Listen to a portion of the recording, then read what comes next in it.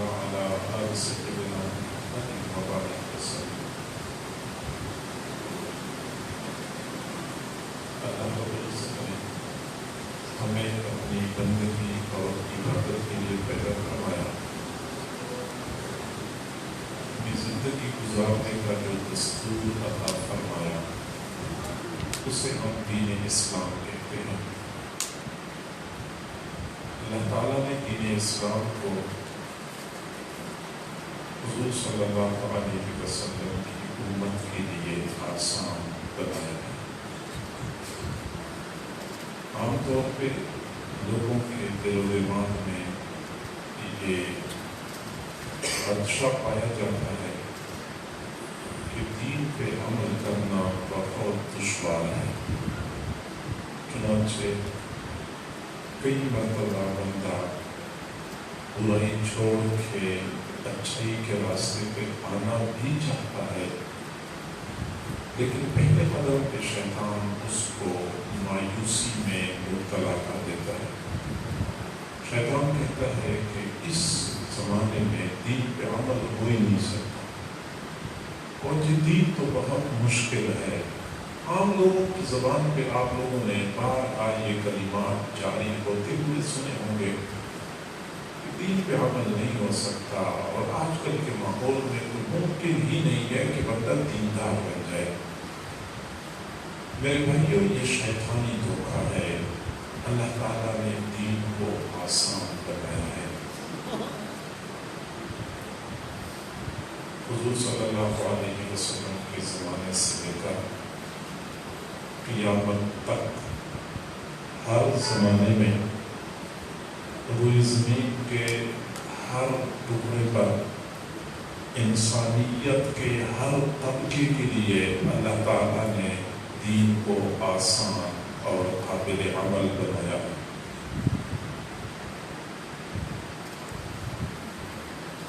اللہ تعالیٰ نے قرآن پاک میں ارشاد فرمایا یرید اللہ بکم اليسر ولا یرید بکم العسر. اللہ تعالیٰ تمہارے لیے آسانی چاہتا ہے، تنگی نہیں چاہتا. ما جعل اللہ علیکم فی الدین من حرج. اللہ تعالیٰ نے تمہارے لیے دین میں کوئی تنگی نہیں رکھی ہے. امام بخاری رحمۃ اللہ علیہ نے اپنی کتاب میں پورا ایک باب اس کے بارے میں قائم فرمایا ہے. ان الدین یسر، دین آسان ہے. اللہ تعالیٰ نے دین کو لوگوں کے لیے آسان بنایا ہے. اور حقیقت یہ ہے کہ ہم نے کبھی اس پہلو پہ غور ہی نہیں کیا کہ اللہ نے ہمارے لیے دین کو کس قدر آسان فرمایا ہے. چنانچہ ایک تو دین کے جو اعمال ہم سے مطلوب ہیں، مشروع ہیں، وہ انتہائی آسان ہیں. ہم روزہ رکھتے ہیں تو روزہ سال میں صرف 1 مہینہ ہے، اور وہ بھی ایسا ہے کہ صبح کے وقت کھانا پینا بند کر دو اور مغرب کے وقت پھر ڈٹ کے کھانا کھاؤ. اور وہ بھی اگر کوئی بندہ مسافر ہے تو روزہ بے شک چھوڑ دے، بیمار ہے تو روزے کو مؤخر کر دے. آسان ہے. حج زندگی میں ایک بار ہے. نماز صرف 5 مرتبہ ہے 24 گھنٹے میں. 5 نمازوں پہ جتنا وقت صرف ہوتا ہے، 1.5 گھنٹہ صرف ہوتا ہے. اگر سب کا اکٹھا کر دیا جائے تو بھائی آپ 1.5 گھنٹہ نمازوں میں صرف کر دو، باقی 22.5 گھنٹے اپنی مرضی کے مطابق گزارو. اور پھر نماز میں بھی اتنی آسانی ہے کہ اگر بالفرض والتقدیر آپ بیمار ہیں تو کھڑے ہو کے نہیں پڑھ سکتے تو بیٹھ کے پڑھ لو، بیٹھ کے نہیں پڑھ سکتے لیٹ کے پڑھ لو، وضو نہیں کر سکتے تیمم کر لو، مسافر ہو تو 4 کی بجائے 2 رکعتیں پڑھ لو. اللہ تعالیٰ نے آسانی فرمائی ہے. زکوٰۃ میں آسانی ہے. ایک تو یہ آسانیاں ہیں ہمارے دین اسلام میں. دوسری بات یہ سمجھ لیں کہ دین اسلام میں کچھ ایسے اعمال ہیں جن کا کرنا نہایت آسان اور ان پر ملنے والا اجر ہمارے تصور سے بھی زیادہ ہے. حضرت داؤد علیہ السلام نے اللہ تعالیٰ سے عرض کیا کہ اللہ مجھے میزان کا ترازو دکھا دیجئے. فَأَرَاهُ كُلَّ كَفَةٍ كَمَا بَيْنَ الْمَشْرِقِ وَالْمَغْرِبِ. اللہ تعالیٰ نے داؤد علیہ السلام کو میزان کے ترازو کا ایک ایک پلڑا اتنا بڑا دکھایا جیسے مشرق سے لے کے مغرب تک کا فاصلہ ہے. فلما رآہ غشی علیہ، جب داؤد علیہ السلام نے اتنا بڑا پلڑا دیکھا بے ہوش ہو گئے. فلما افاقا، جب ان کو افاقہ ہو گیا، قال، عرض کیا، الہی من ذا الذی یقدر ان یملأ کفتہ حسنات، اللہ کون ایسا بندہ ہے جو اتنے بڑے پلڑے کو نیک اعمال سے بھر سکے. اللہ رب العزت نے فرمایا، یا داؤد انی اذا رضیت عن عبد ملأتہ بتمرۃ واحدہ. اے داؤد علیہ السلام، جب میں کسی بندے سے راضی ہو جاتا ہوں تو اتنے بڑے پلڑے کو ایک کھجور کے ساتھ بھر دیتا ہوں. مشرق سے لے کے مغرب تک کا بڑا پلڑا ایک کھجور کے ساتھ بھر جاتا ہے. یہ میرے اللہ کی دین ہے. اللہ کی اس دین کی باوجود ہم کہتے ہیں کہ دین پہ عمل کرنا بہت مشکل ہے. اللہ نے ہمارے لیے کتنی آسانی فرمائی ہے.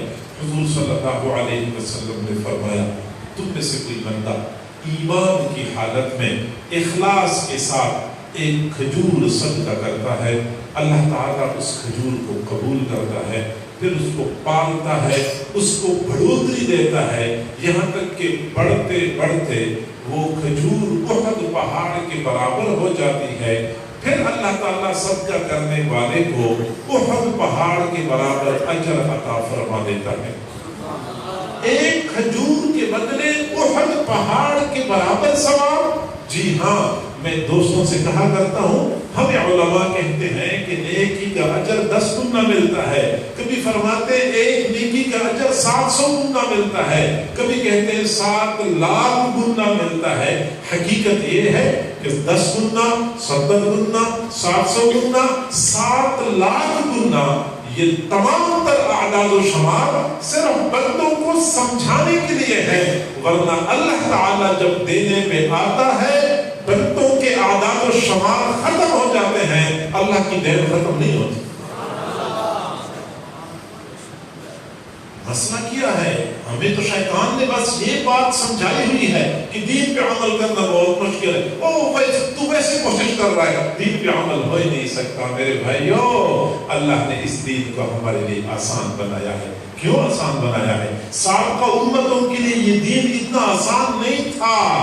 وہاں پہ روزے 6 مہینے ہوا کرتے تھے، زکوٰۃ 1/4 پیسے ادا کرنے ہوتے تھے، نمازیں 50 ہوا کرتی تھیں. اپنے محبوب صلی اللہ علیہ وسلم کے تصدق اور توفیق سے اللہ رب العزت نے اس امت کے لیے دین کو آسان فرمایا. آپ صلی اللہ علیہ وسلم نے فرمایا، سبحان اللہ نصف المیزان. جو بندہ ایک مرتبہ سبحان اللہ پڑھ لیتا ہے، میزان کا ترازو آدھا بڑھ جاتا ہے. والحمدللہ تملأ المیزان. جو بندہ ایک مرتبہ الحمدللہ پڑھ لیتا ہے، میزان کا ترازو پورا بھر جاتا ہے. اور ابھی میں آپ لوگوں سے عرض کر چکا ہوں کہ میزان کا ترازو مشرق سے لے کے مغرب تک کا بڑا ہے. ایک مرتبہ سبحان اللہ کہنے پہ یہ پورا ترازو آدھا بڑھ جاتا ہے. الحمدللہ کہنے پہ یہ ترازو پورا بھر جاتا ہے. اور سبحان اللہ پڑھنے پہ ہماری صحت پہ منفی اثر نہیں ہوتا، ہمارا کاروبار بھی متاثر نہیں ہوتا، ہمارا خرچہ بھی نہیں ہوتا. چلتے پھرتے ہم سبحان اللہ، الحمدللہ، لا الہ الا اللہ یہ اوراد و وظائف کر سکتے ہیں اور آخرت کے لیے بے حساب اجر کا ذخیرہ بنا سکتے ہیں. میرے بھائیو، قیامت کے دن نفسا نفسی کا عالم ہوگا. کوئی بندہ کسی کو ایک نیکی دینے کے لیے تیار نہیں ہوگا.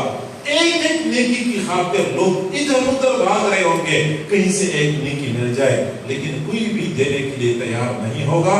اور آج ہم لمحوں میں ہزاروں نہیں، لاکھوں نہیں، کروڑوں نیکیاں کما سکتے ہیں، لیکن اس کے باوجود ہم ہمت نہیں کرتے. یہ ہماری محرومی اور بدقسمتی کی دلیل محرومی ہے اور کچھ بھی نہیں. چلتے پھرتے ہم یہ اعمال کر سکتے ہیں. اب بندہ دکان میں بیٹھا ہوا ہے، فضول گپے لگاتے ہیں، کئی گھنٹے ہمارے فضول باتوں میں لگ جاتے ہیں. اور آخرت کی تیاری کے سلسلے میں 10 مرتبہ سبحان اللہ پڑھنا ہمارے لیے دشوار ہو جاتا ہے. حضور صلی اللہ علیہ وسلم نے صحابہ کرام کو فرمایا کہ تم میں سے کوئی بندہ رات کو 10 پارے تلاوت کیے بغیر نہ سوئے. کوئی بندہ رات کو 10 پارے تلاوت کیے بغیر نہ سوئے. صحابہ نے عرض کیا اللہ کے نبی 1 دن 2 دن 3 دن بندہ یہ عمل کر سکتا ہے، لیکن عمر بھر کے لیے اس کو وظیفہ بنانا اور روزانہ اس کی پابندی کرنا یہ تو بہت مشکل ہے. آپ صلی اللہ علیہ وسلم نے فرمایا کہ آپ لوگوں کو سورۃ اخلاص یاد نہیں ہے؟ اللہ کی نبی یاد ہے. فرمایا 1 مرتبہ سورۃ اخلاص پڑھو گے 10 پارے تلاوت کا ثواب ملے گا. قل هو اللہ احد اللہ الصمد لم یلد ولم یولد ولم یکن له کفوا احد.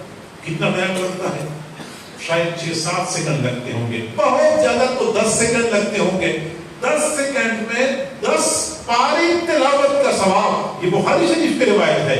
میں کوئی ہوائی بات نہیں کر رہا، میں کسی ضعیف حدیث کی بات نہیں کر رہا، میں مستند حدیث کی بات کر رہا ہوں.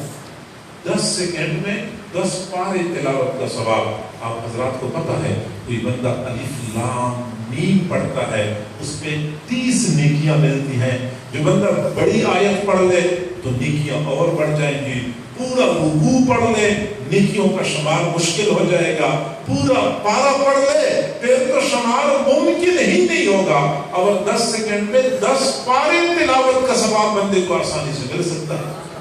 اب یہ سورۃ اخلاص ہم میں سے ہر کسی کو یاد ہے، چھوٹوں کو بھی یاد ہے، بڑوں کو یاد ہے، جوانوں کو یاد ہے، بوڑھوں کو یاد ہے.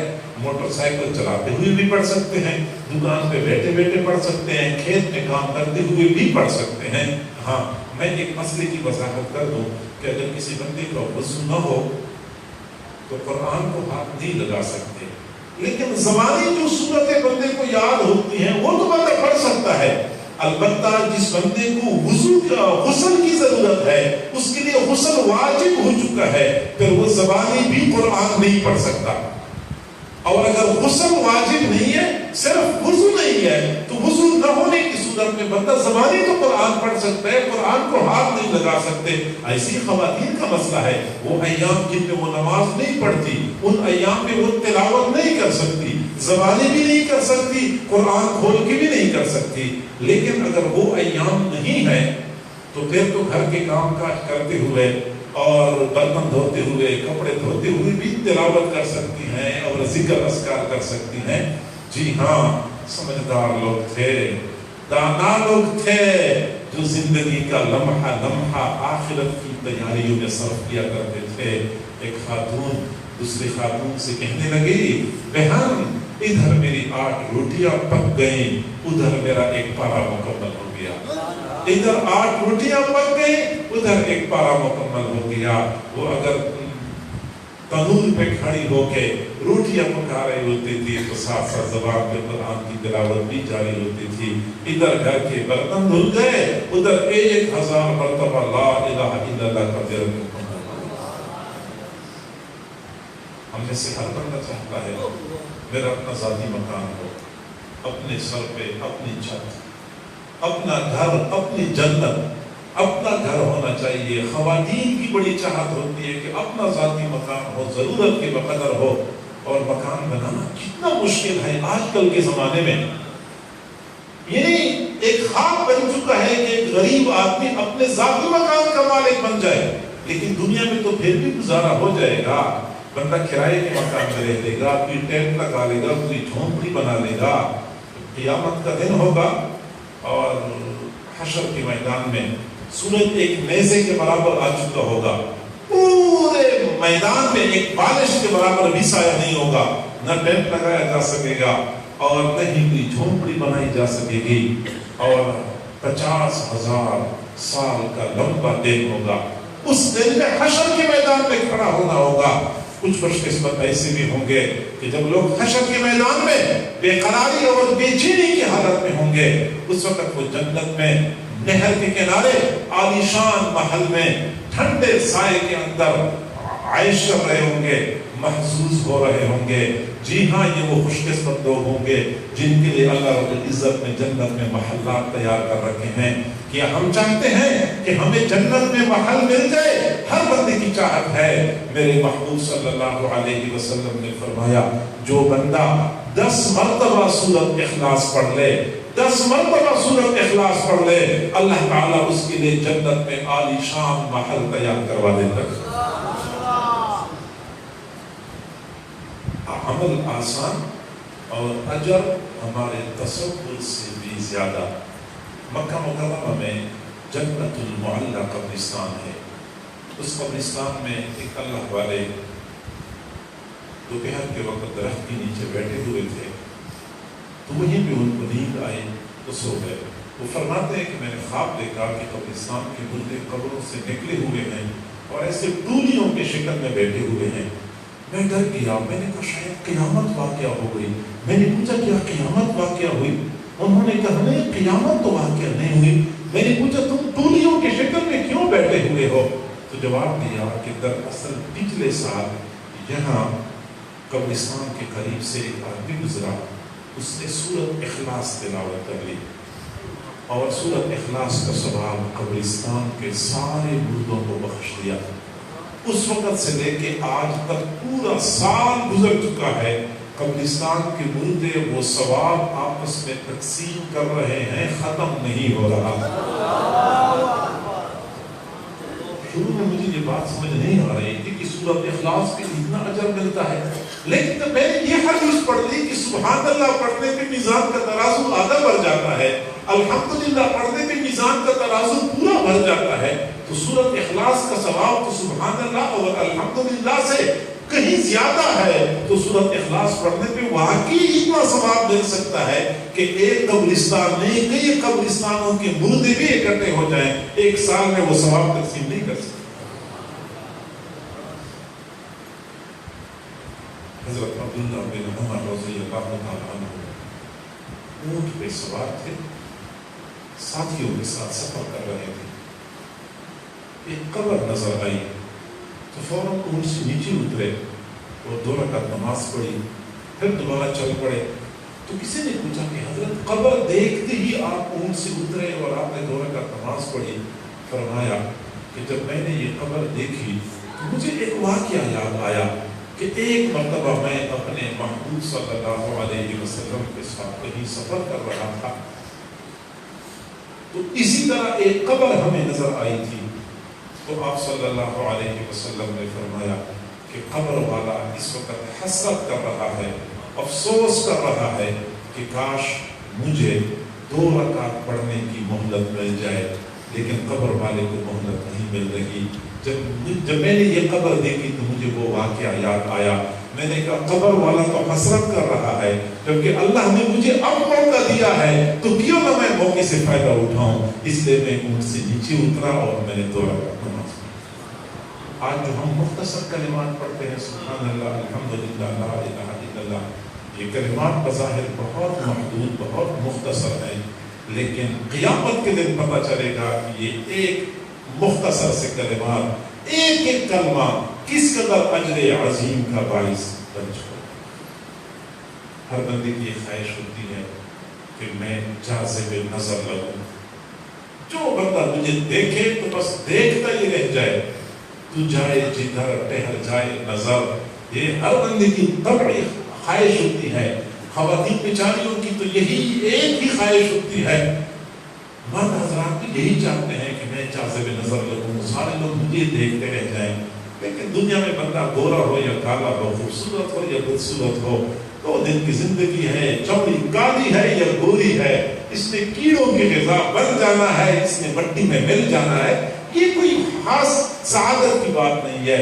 اصل سعادت مند وہ لوگ ہوں گے کہ جو قیامت کے دن قبروں سے اٹھیں گے، اس وقت ان کے چہرے سیاہ نہیں ہوں گے، غبار آلود نہیں ہوں گے، چہرے چمک رہے ہوں گے۔ کن کے چہرے چمک رہے ہوں گے؟ آپ صلی اللہ علیہ وسلم نے فرمایا جو بندہ روزانہ 100 مرتبہ لا الہ الا اللہ پڑھتا ہے، قیامت کے دن اس حال میں قبر سے اٹھے گا کہ اس کا چہرہ 14 رات کے چاند کی طرح چمکتا ہے۔ تو ہمیں جو کہا جاتا ہے کہ دین پہ عمل کرنا بہت مشکل ہے، یہ دھوکہ ہے، ہمیں چاہیے کہ ہم یہ مختصر اعمال اہتمام سے کر لیا کریں. دنیا کے کام کاج نہیں چھوڑنے ہوتے, اور دین ہم سے یہ مطالبہ نہیں کرتے کہ کاروبار چھوڑ کے مسجد میں بیٹھ جاؤ اور ملازمت چھوڑ کے مصلی پہ بیٹھ جاؤ. دین اسلام ہمیں یہ کہتا ہے کہ کاروبار کرو, ملازمت کرو, زراعت کھیتی باڑی کرو, لیکن اللہ کی یاد سے غافل نہ ہو, اللہ تعالیٰ کے ساتھ ہر وقت رابطے میں رہو. حضور صلی اللہ علیہ وسلم نے فرمایا, کوئی بندہ ایک مرتبہ سورۃ یاسین پڑھ لیتا ہے, ایک مرتبہ سورۃ یاسین پڑھ لیتا ہے, اللہ تعالیٰ اس کو 10 مرتبہ پورا قرآن ختم کرنے کا ثواب عطا فرما دیتا ہے. 10 مرتبہ ثواب. سورۃ یاسین ختم کرنے پہ 5-6 منٹ 7 منٹ لگتے ہیں, جبکہ 10 مرتبہ پورا قرآن ختم کرنے کا ثواب مل جاتا ہے. سمجھنے والوں کے لیے تھوڑا بھی کافی ہوتا ہے, نہ سمجھنے والوں کے لیے زیادہ بھی نہ کافی ہوتا ہے. مختصر سی نصیحت میں نے عرض کی ہے, آپ حضرات نے سنی ہے, میں امید کرتا ہوں کہ آپ حضرات اس پہ عمل کریں گے. بس بات وہی ہے, بات بہت لمبی چوڑی کیوں نہ ہو, لیکن جب بندہ عمل نہ کرے تو آپ گھنٹہ بیٹھے, 2 گھنٹے بیٹھے, 5 گھنٹے بیٹھے تو کوئی فائدہ نہیں ہے. ہاں, جب آپ نے عمل کرنا ہے تو 5 منٹ میں بندے کو عمل کے لیے بہت کچھ مل جاتا ہے. اللہ تعالیٰ ہم سب کو سمجھنے اور عمل کرنے کی توفیق عطا فرمائے. وآخر دعوانا ان الحمد للہ رب العالمین.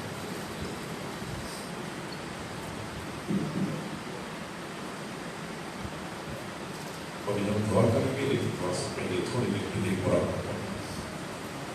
اپنے آنکھوں کو بند کرنے, اپنے سر کو جھکانا, یہ تصور کریں کہ اللہ تعالیٰ کی طرف سے انوارات آ رہے ہیں, میرے دل میں سما رہے ہیں, اور میرا دل خوشی کی حالت میں کہہ رہا ہے اللہ اللہ اللہ.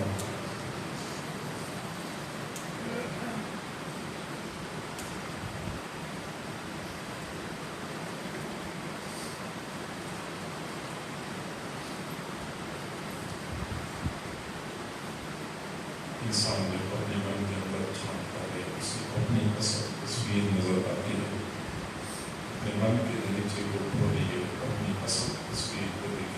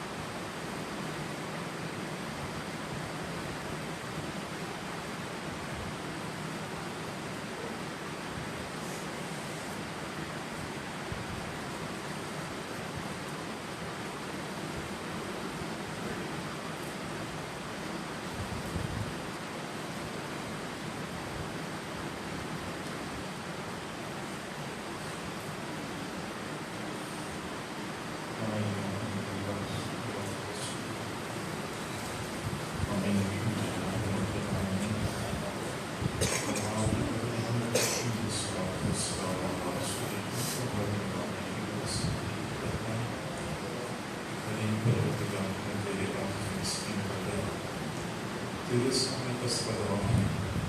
अल्लाह हमारी मुस्कान पे तरस खा दीजिए, हमारी नाच पे रहम फरमा दीजिए।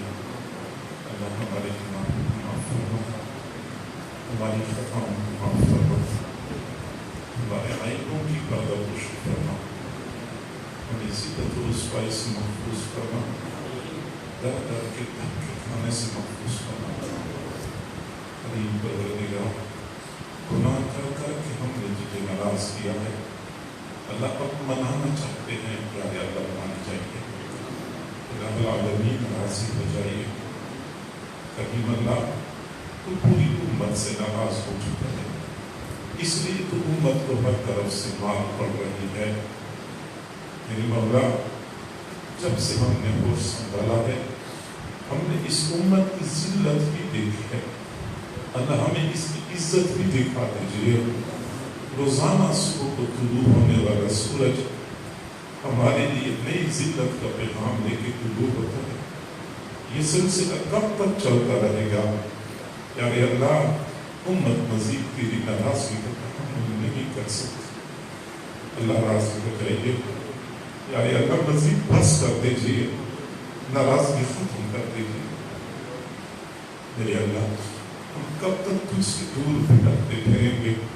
ہمیں اپنا قرب نصیب فرما، اپنی محبت، اپنی معرفت نصیب فرما۔ اللہ تو بے نیاز ذات ہے، تجھے تو کسی کی بھی ضرورت نہیں ہے، ہمارا تیرے بغیر گزارا نہیں ہے۔ ہم کہاں چلے جائیں، کس کا دروازے پر کھٹائیں، کس کے سامنے جھولی پھیلائیں؟ پیارے اللہ پوری زندگی تیرے سامنے سجدے کرتے رہے، تیرا کلمہ پڑھتے رہے، اللہ کسی اور در پہ نہیں جانا چاہتے۔